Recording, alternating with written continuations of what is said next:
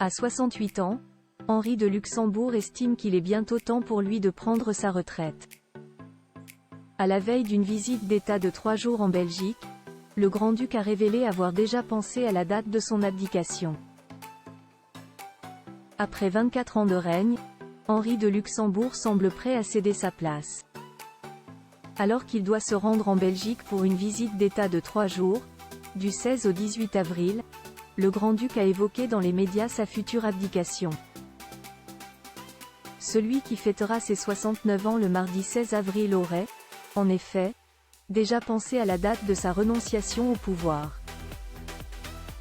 Plutôt discret et réservé, le cousin de Philippe et Mathilde de Belgique s'est confié dans l'émission Place Royale sur RTL TVI et dans les colonnes de La Libre. Il y a des plans.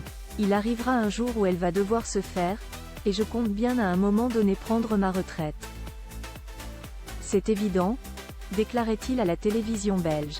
Et lorsque nos confrères lui ont demandé s'il connaissait la date, le grand-duc a simplement répondu « Oui, mais je ne vous la dirai pas ».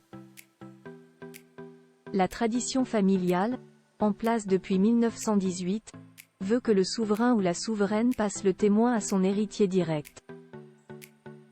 En l'an 2000, Henri de Luxembourg accédait au trône à la suite de l'abdication de son père après 36 ans de règne. Aujourd'hui, le chef de la maison de Nassau pense être prêt à céder sa place à son fils, Guillaume. Un choix planifié en consultation familiale, puisqu'il trouve qu'il est très important de donner une perspective aux jeunes. Pour que la passation se fasse en douceur, son fils aîné, âgé de 42 ans, devrait d'abord devenir lieutenant représentant afin de se familiariser avec toutes les prérogatives politiques et juridiques, ainsi qu'au titre suprême.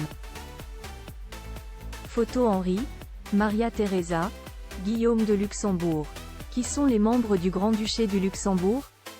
Un statut unique au monde grand-duc de la famille luxembourgeoise, Henri I détient aussi un autre statut. Cas absolument unique au monde, il devenait il y a 23 ans le dirigeant du dernier grand-duché du monde, un territoire dont le chef d'État est un grand-duc ou une grande-duchesse. En effet, Henri de Luxembourg reste le seul survivant de 12 grands-duchés instaurés durant l'ère napoléonienne, éteints pour la plupart après la Première Guerre mondiale. Existant depuis 1815, le Grand-Duché de Luxembourg n'a acquis sa souveraineté qu'en 1839.